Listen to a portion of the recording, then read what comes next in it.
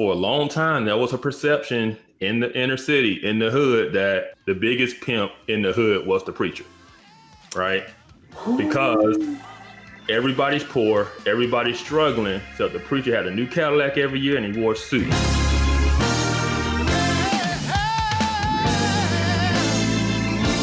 We talk a lot about the failure of the white church and white Christians. We do not talk about the failures of the black church within the community.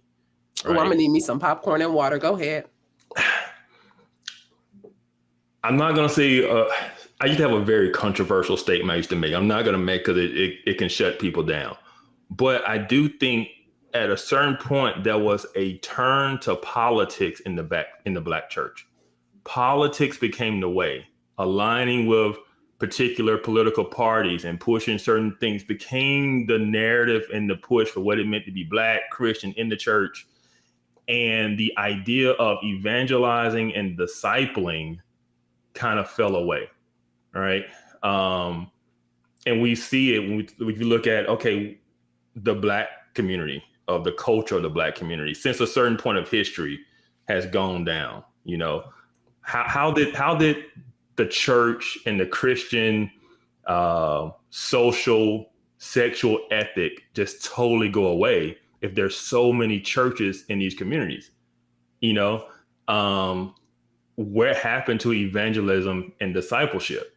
I believe that we got way too caught up in politics. That's just me. And I know you did your Maxine Waters, not Maxine Waters. Yeah. Maxine Waters. With her wig. Yeah. Her video. And that was commonplace in the church when I was growing up. You know, we had politicians come on Sunday morning all the time and get this grand, intro, and honored and come on up, and they get the platform on a Sunday morning. They talk to the congregation and, we got to go out and vote. We got to do this. We got to do that. I think the church got distracted. I think it got off its mission. And yeah, that whole thing of discipleship and evangelism got lost. And I don't think that's just a black church issue. I think the church in America as a whole, we got caught up in this political fight, whether it's abortion and, whatever. And then on this side, the civil rights and this, we just got up in politics became the way to win the culture in the world for Jesus. Right. And not discipling and evangelizing people on the ground in the communities.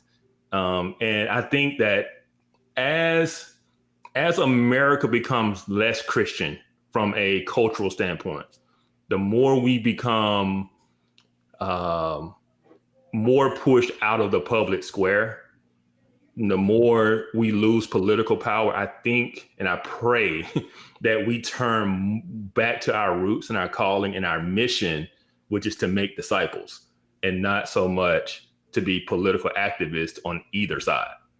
And so that is my hope. And that is kind of what I've seen. And it's one of those things, we don't talk about it. You're not supposed to talk about it.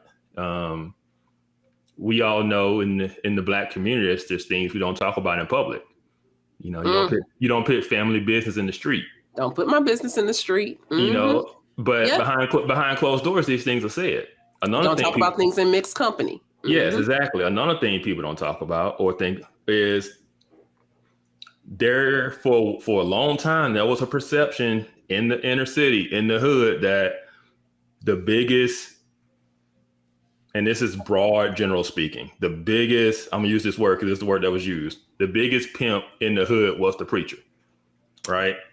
Because everybody's poor, everybody's struggling. So the preacher had a new Cadillac every year and he wore a suit, right? Big mama struggling, but big mama giving all her money to the church so he can have a Cadillac. That turned a lot of people off from the church. Mm-hmm. If we just want to, be real and put it out there. I mean, if we gonna be all the way real, I feel like that's what happened at Price's church. Oh, absolutely. This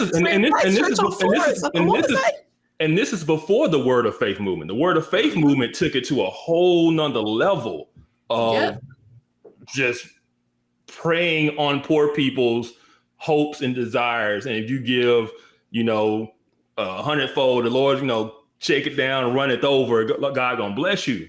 I'm gonna send you my prayer cloth. And just look at me. I'm the example. And he's blessed and has all that money because of people giving the money. Like, put like this: people in the hood, people on the streets, they know game. And when they see game, they recognize game. And a lot of times with these preachers, they will recognize the game and they will be totally turned off from the church.